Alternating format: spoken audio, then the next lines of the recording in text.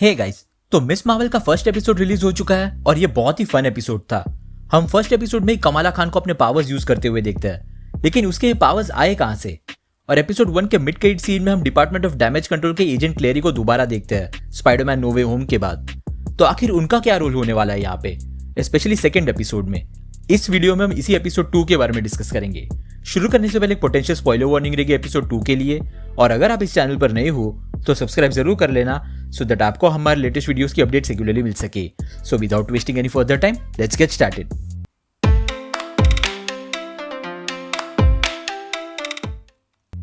तो एपिसोड 1 के एंड में हम डीओडीसी के एजेंट क्लेरी को देखते हैं, जिन्हें हमने स्पाइडरमैन नो वे होम में देखा था। वो यहाँ कमाला के पावर्स की वजह से उसे अरेस्ट करने की बात करते हैं। और अगर हम ट्रेलर्स के कुछ क्लिप्स को देखें तो कमाला को हम उसी कैप्टन मार्वल के कॉस्प्ले आउटफिट में देखते हैं जो उसने एपिसोड 1 में एवेंजर्स कॉन में पहना था। यानी कि अब तक कमाला ने खुद का अपना मिस मार्वल वाला कॉस्ट्यूम नहीं बनाया, जिसका मतलब है कि ये सीन प्रोबेबली अगले एपिसोड में ही दिख सकता है। और इस सीन में हम उसके पीछे स्टार्क ड्रोन्स को देखते हैं, वही स्टार्क ड्रोन्स जो स्पाइडरमैन फार फ्रॉम होम में मिस्टीरियो ने यूज किए थे अपने इल्यूजन्स को क्रिएट करने के लिए और बाद में पीटर पर अटैक करने के लिए। और यही ड्रोन्स स्पाइडरमैन नो वे होम में अथॉरिटीज ने कैप्चर कर लिए थे और डीओडीसी ने पीटर के अपार्टमेंट से उसका बाकी स्टार्क टेक भी सीज कर लिया था, इंक्लूडिंग ईडिथ ग्लासेस जो उन ड्रोन्स को कंट्रोल करते थे। इसका मतलब है कि ये अटैक डीओडीसी ने ही करवाया है कमाला पे। अब कॉमिक्स में भी मूवीज की तरह डैमेज कंट्रोल एक कंस्ट्रक्शन कंपनी थी जिसका काम था उन प्रॉपर्टीज को रिपेयर करना जो सुपर हीरो बैटल्स में तबाह हो गई थी। और इस कंपनी को दो लोग ओन करते थे, एक था टोनी स्टार्क और दूसरा था विल्सन फिस्क एके किंगपिन। टोनी स्टार्क और विल्सन फिस्क ने एक वक्त के बाद अपना डैमेज कंट्रोल का स्टॉक बेच दिया, लेकिन बाद में पता चला कि फिस्क इस कंपनी का अकेला ओनर रहना चाहता था और उसने दोबारा ये कंपनी खरीद ली।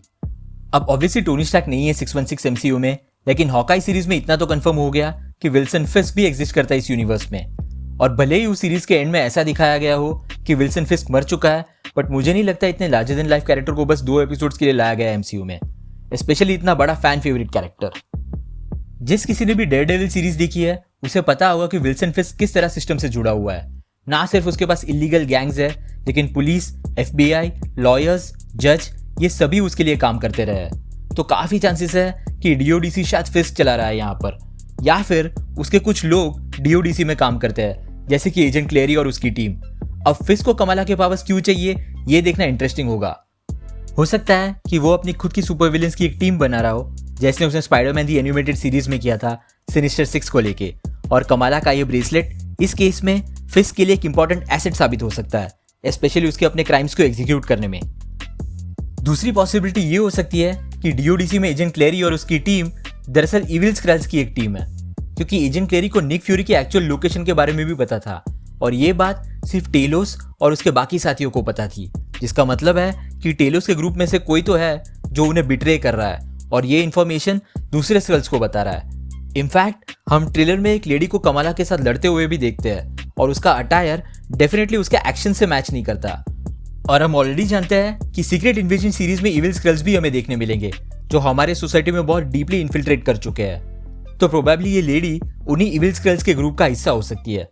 सो अल्टीमेटली चांसेस है कि शायद ये इविल स्क्रल्स भी यहाँ पर इन्वॉल्व है और वो भी कमाला खान के इस ब्रेसलेट के पीछे हो सकते हैं। स्क्रल्स कैप्टन मार्वल की हिस्ट्री से भी रिलेटेड है, सो कहीं ना कहीं ये प्लॉट मार्वल्स मूवी से भी रिलेटेड हो सकता है। So let's see. ये थी मेरी थियरी डीओडीसी के रोल को लेके। आपके हिसाब से डीओडीसी क्यों कमाला के पीछे हो सकता है, नीचे कमेंट सेक्शन में जरूर बताना। अब एपिसोड 2 कुछ हद तक कमाला के पावर्स के ऊपर फोकस कर सकता है।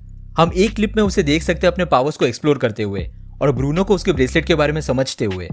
उस ब्रेसलेट पर अरेबिक या उर्दू राइटिंग इंस्क्राइब्ड है, यानी कि ये ब्रेसलेट कहीं ना कहीं उसके रूट से जुड़ा हुआ है। और एपिसोड 1 में इतना तो कंफर्म हो गया कि ये ब्रेसलेट उसकी नानी का है, यानी कि इस ब्रेसलेट की एक हिस्ट्री है और प्रॉब्ली उसके बारे में और इन्फॉर्मेशन कमाला को पाकिस्तान में ही मिलेगी। और ट्रेलर्स में हमने ऑलरेडी देखा है कि कमाला की ये जर्नी उसे पाकिस्तान भी ले जाएगी। प्रोबेबली आमिर की शादी एक रीजन हो सकता है उसके फैमिली का पाकिस्तान जाने के लिए। अब कमाला का ब्रेसलेट एमसीयू में दूसरा रेलिक बन गया है जो कि एंशिएंट है और मिस्टिकल है। इससे पहले हमने एक और एंशिएंट रेलिक शांग-ची में देखा था, वेनवू के 10 रिंग्स। उनका भी सोर्स अननोन है, लेकिन वो भी उन्हें पहनने वाले को सुपर ह्यूमन एबिलिटीज दे देते हैं। एंड ऑल्दो वो 10 रिंग्स डार्क एनर्जी से एसोसिएटेड थे, लेकिन शांग-ची के पास आते ही उनकी एनर्जी चेंज हो गई और ये रिंग्स नेचर में कॉस्मिक भी थे, जैसा कि हमने शांग-ची के पोस्ट क्रेडिट सीन में देखा।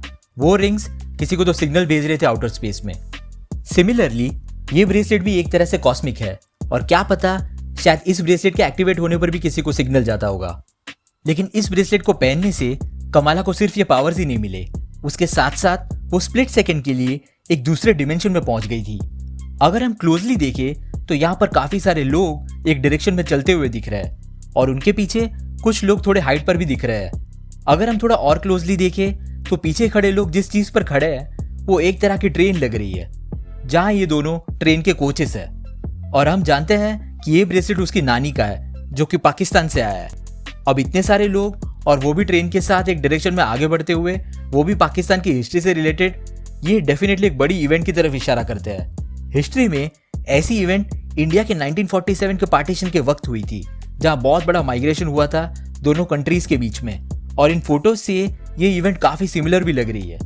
इसका मतलब है कि ये डिमेंशन शायद किसी तरह का विजन हो सकता है उसकी नानी के पास्ट का। हो सकता है कि इस पार्टीशन से रिलेटेड हमें एक फ्लैशबैक सीन देखने मिले, प्रोबेबली एपिसोड 3 या 4 में, जहां उसकी नानी यंग थी। और ये पार्टीशन सिर्फ एक ग्लिम्स हो सकता है उसकी नानी के पास्ट का। डेफिनेटली सीरीज में आगे कमाला को और भी ऐसे विजन्स देखने मिलेंगे उसकी नानी से रिलेटेड, जिसके चलते उसका पाकिस्तान जाना अब और एसेंशियल हो जाता है, स्पेशली अपने पावर सोर्स को समझने के लिए और कैसे ये सब उसकी नानी से रिलेटेड है। तो ये थी मेरी थियरी कमाला के इस विजन को लेके।